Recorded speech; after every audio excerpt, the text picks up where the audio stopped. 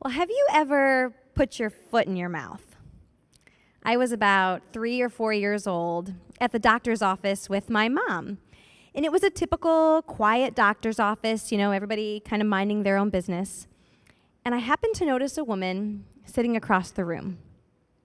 So I leaned over to my mom in a voice that was not a whisper. And I said, "Mom, that lady has really big..." I'm going to let you use your imagination to complete that sentence, but I can tell you that my mom whipped her hand around my mouth so fast, she didn't get there quick enough. I said what I wanted to say, and she was so embarrassed. And it's funny when kids say that, right? Kids have no filter. It's hilarious, unless you're the parent, and then it's terrifying, right? Kids say whatever they are thinking. But as adults, we grow up, and things like that, not so funny anymore. Because we start to realize that our words, they carry a weight. And here's how I know this. There was something that was said either to you or about you years ago that you still remember, that you're carrying right here, because it mattered. And the Bible has so much to say about the power of our words. I mean, we read back in Genesis that God literally spoke the world into existence. And throughout the Old Testament, God would send his prophets to speak words of encouragement and warnings to his people. Jesus, so many of his miracles were done just with the power of his words. He healed people. He calmed the storm. He even raised the dead to life, all with the power of his words. From the very beginning, God intended for our words to matter. And one of my favorite verses that speaks about this is Proverbs 18:21. And it says that the tongue can bring death or life. Those who love to talk will reap the consequences. And as someone who loves to talk, I'm familiar with what this looks like. When we hear the word consequences, we typically think of something negative, right? And certainly there are negative ways that we can use our words. I mean, this is when we hurt people, destroy reputations. I mean, this is the tough stuff. But consequences can also be good. We call those gifts or rewards. And that is when we say the right thing at the right time to the right person.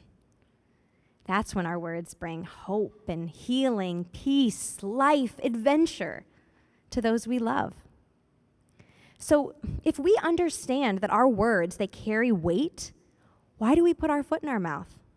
I mean, why do we say these things that we end up regretting? I believe Jesus gives us the answer.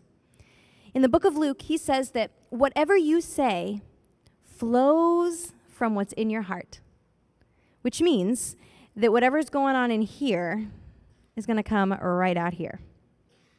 For me, maybe for you too, I have found that if I'm feeling either overwhelmed, insignificant, or hurt, I'm going to be tempted to say something that I end up regretting. And so overwhelmed, maybe for you this looks like a work deadline that is just stressing you out. Or maybe things at home are crazy. I know for us, we have a 2-year-old and a 3-month-old at home. So our home is exciting, right? Crazy. And there are these hours between like 5:30 at night and 8:30 at night. Absolute chaos. I mean, it's getting home from work, it's dinner, it's dishes, it's bath time, it's bedtime. It feels like everything has to happen at the same time. And pretty soon, I'm overwhelmed. And I'm tempted to say something to my husband or to my kids that I end up regretting. Because when we're overwhelmed, we're quick to grumble, complain, maybe compare our situation to somebody else's. We are tempted to say something that we're going to regret when we're feeling overwhelmed and when we're feeling insignificant. Maybe for you, this looks like not getting that work promotion. Or maybe you don't get invited to the party. Or ladies, this is when we're having a terrible hair day, right? And everybody around us looks gorgeous. It's in these moments when we're tempted to gossip, maybe to make ourselves feel a little better. Or maybe you want to try to be the funny one at work, and so you decide to share a story. And then as you're talking and you're reading the room, you realize that what you're saying is like a definite overshare. Anybody been there? Right? And then you drive home with vulnerability hangover. You're like, why did I say that? We're tempted to say something that we're going to regret when we're feeling overwhelmed, insignificant, and hurt. And this hurt, maybe it comes from an old wound that's kind of resurfacing, or maybe something fresh is done to you. But when we're hurt, we are quick to respond with a bitterness, or maybe a sarcastic comment that's not so funny. So we need to check our heart, which leads us to our bottom line today. Because your words carry weight, choose to wait. Choose to wait. Maybe for you, this looks like just sleeping on it for 24 hours. Maybe it means processing how you're feeling with a family member or a friend. Maybe it means praying about it. But choosing to wait, it's going to keep us from saying something that we're going to regret. And it gives us the opportunity to say something that speaks life and adventure into those we love. You know, some of you teachers out there, you might be familiar with the THINK acronym. And this is a tool that's used in schools to really coach this idea with kids, to help them to think before they speak. And if you've spent any amount of time on social media, you know that as adults, we could benefit from this too. So this THINK acronym, it helps us to stop and think and ask ourselves these questions. Before I say this, is it true? Is it helpful? Is it inspiring? Is it necessary? And is it kind? Because if it's not one of those things, then we either probably shouldn't say it, or we need to find a better way to say it. And you know, this doesn't mean that we should shy away from tough conversations. I mean, you're going to need to talk to that employee Monday morning, right? You should talk with your spouse about something that's bothering you. I mean, that's good, and it's healthy for our relationships. We just need to have those conversations in the right way. Maybe you're sitting out there going, okay, well then last week, yesterday, this morning, I totally blew it, right? Maybe a conversation is coming to mind. That's okay. Make a note of it, write it down, go to the person and make it right. Ask for forgiveness. There's grace there. You know, my husband, he was in the Marine Corps for 8 years, and he deployed on 3 different occasions. And I can tell you that during those seasons when he was deployed, we got real intentional with our words.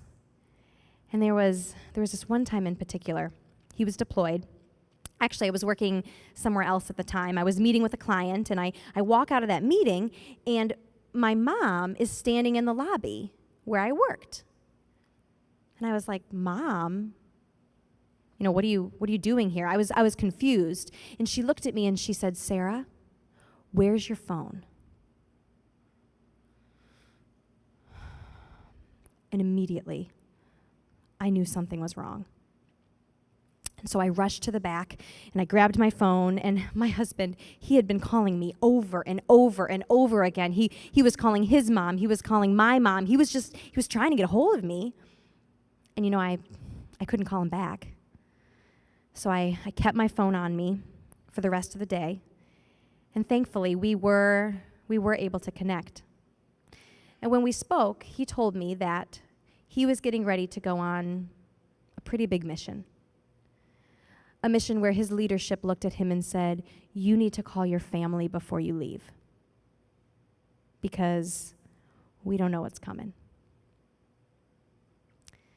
And in those last few moments of that phone conversation with him, I was so intentional with my words because I didn't know when, if I would ever speak to him again. And the same is true for you. You don't know.